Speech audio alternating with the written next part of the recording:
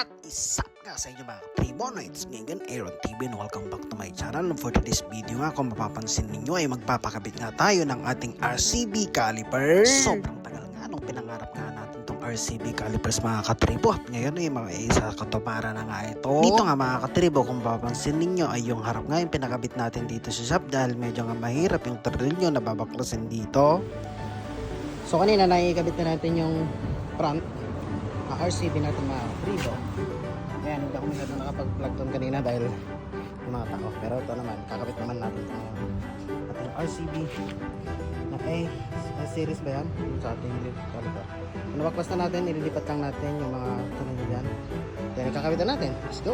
Alright mga tribo, so naikabit na natin. Ayan mga tribo, bali ngayon, binibleed na lang natin siya. Bleed. Medyo matigas naman na siya. Ayan. Pero kasi nakubos kasi ang ating brake fluid. So ang gamit nating brake fluid mga katribo ay syempre DAC4. Ayan. Ayan. Bleed lang natin mga katribo.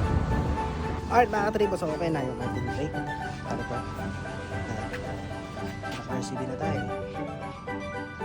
Sa likod din. Ay, grabe. So yun lang. Sana makatapos ng video natin. Let's go!